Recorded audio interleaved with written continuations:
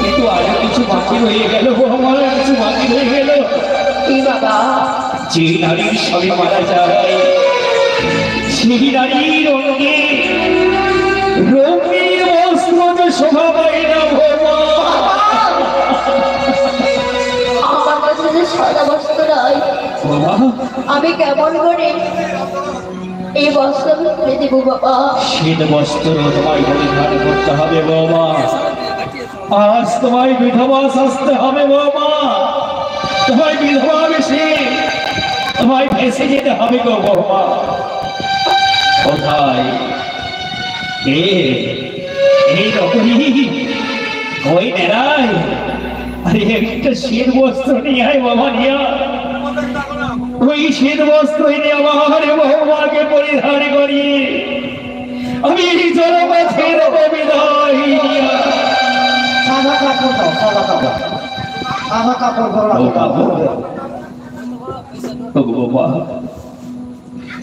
আবার মনে আবার তো বিয়েও নেই বৌমা।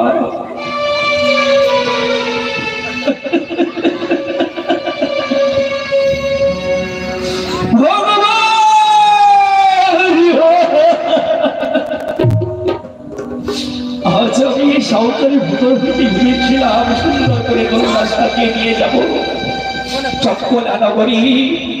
শেষ পর্যন্ত আমি অষ্ট অলঙ্কারী এই বস্ত্রে ধারণ করি আমায় নিয়ে যেতে হবে চক্কলা নগরী। চক্কলা বাবা, বৌমা আর বিলম্ব নেই বাবা, অতি শীঘ্রই আমায় বিদায় দেবো বাবা। দেব বৌমা, আমি দেব, আমি তোমায় বিদায় দেবো। নিশ্চয় বিদায় দেবো। কোথায় কোথায় কে? এই নাড়াই, নিয়ে আয়, নিয়ে আয় বাবা, নিয়ে আয় একটি শ্বেত বস্ত্র এনে আমার বৌমাকে আমার বৌমার হস্তে তুলে দে। সেই শ্বেত বস্ত্র পরে এই অগ্নিবাণী শাড়ি আমাদের চপ্পলায় রেখে যাবে বৌমা। বৌমা বাবা, সত্যি তুমি কি যাবে বৌমা? তুমি কি বাঁচাতে পারবে আমার সন্তানকে? পারবো বাবা। তুমি কি বাঁচাতে পারবে আমার ৬টি পুত্রকে? পারবো বাবা। বাঁচাতে পারবে বৌমা? বাঁচাতে পারবে তুমি আমার? পারবো। ওই হারিয়ে যাওয়া সম্পদ ৭২,০০০ মাঝে বললা পারবে? পারবো বাবা।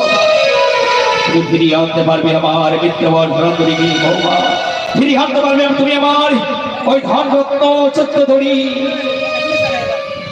এবার তুমি পরিধান করো বৌমা, এই শীত বস্ত্র তুমি পরিধান করো,